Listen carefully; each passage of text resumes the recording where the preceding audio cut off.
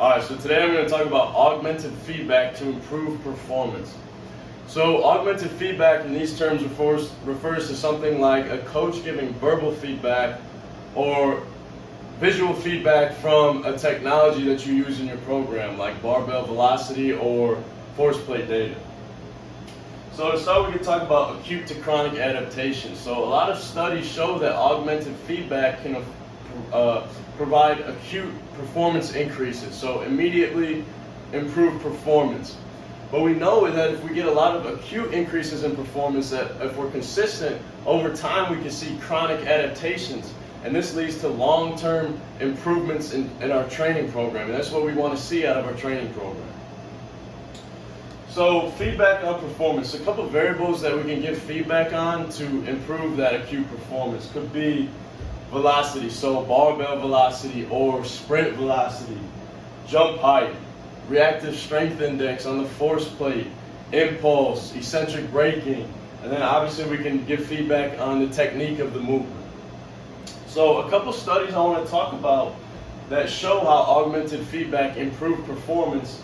So to start, Nagata et al.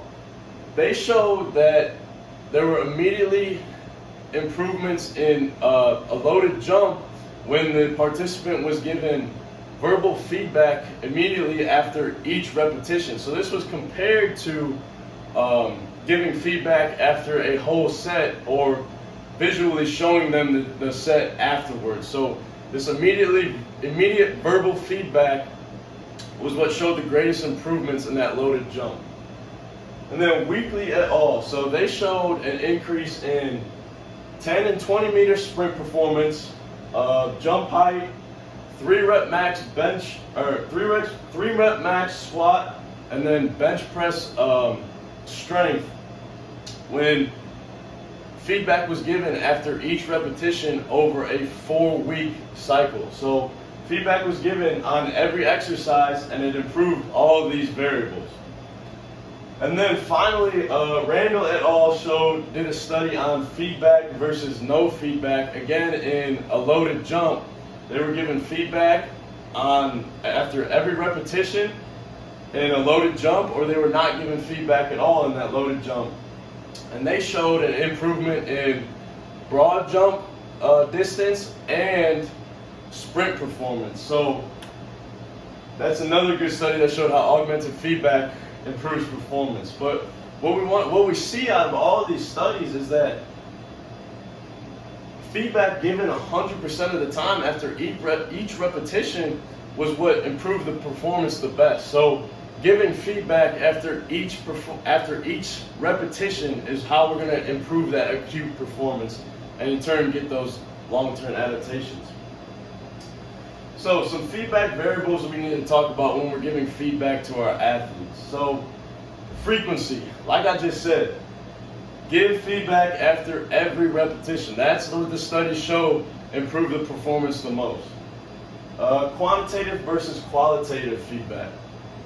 So a lot of studies show that quantitative feedback actually improves performance more. So something like if you have a VBT, velocity-based training, you can see a guy, if he hits 0.8, that's giving him the feedback that he moved that barbell at 0.8 meters per second compared to giving him a quality feedback on his technique or something. So quantitative analysis actually has shown better improvements in performance, but we also have to take into consideration things like learning a new movement. So a guy that's learning a new movement might not have the same results with the quantitative performance, but we also have to take complexity of the movement. So if it's just a simple movement like a bench press where it's just easy, we're benching it, compared to something like a power clean, which takes a lot of neuromuscular coordination, those numbers might change as well. So there has to be a couple more studies before we're sure about that one. But for right now,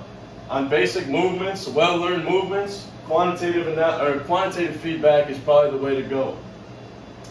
Conscientiousness. So how hard the athlete is willing to work on the given exercise. So it's shown that athletes with a low level of conscientiousness improve more when they're given encouragement and verbal encouragement.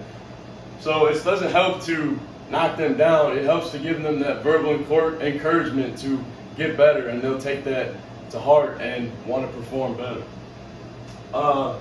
So motivation and competition.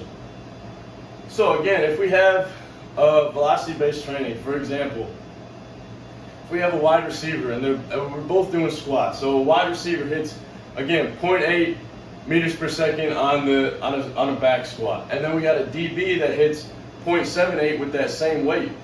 Well, if the wide receiver goes over here and says, "Hey, I just hit 0.8 on this," like, you going slow, like that breeds competition. So that competition can be bred by this feedback that we can see in the velocity-based training. So feedback can give those competition increases and motivate the players to want to improve more. So that's important with that. So next one, intrinsic versus extrinsically motivated athletes. So an intrinsically motivated athlete is more likely to improve performance with visual feedback. So they can say, "Hey, I see what I just hit. I see what velocity I just hit. I know I got to do better," because they can motivate themselves. But an extrinsically motivated athlete wants to hear it from somebody else. So they work better with verbal feedback from a coach. So they see the numbers pop up on the screen. A coach saying to them, "Hey, look, you got to go faster," that's better for the extrinsically motivated athlete compared to the intrinsically motivated athlete who wants to visualize it and motivate themselves. And then encouragement. Like I said, it's the same concept. Verbal encouragement provides a benefit and increase in acute adaptation. So we want to be encouraging when we're giving that feedback, not knocking them down and giving them poor feedback, because that's just going to shut everybody down. And I also want to mention VBT. So a lot of these feedback variables, we can get that from velocity-based training. So velocity-based training is very important because if we can see this visual information, well, if we have whatever type of athlete we have, we can get that visual information after each set. So giving them that constant feedback after each repetition visually, and then we have a coach standing behind them who can also give them that verbal feedback. So velocity-based training is very important to give this feedback, and that's how we're going to improve and increase acute performance to get this chronic adaptation and long-term improvements from our training program.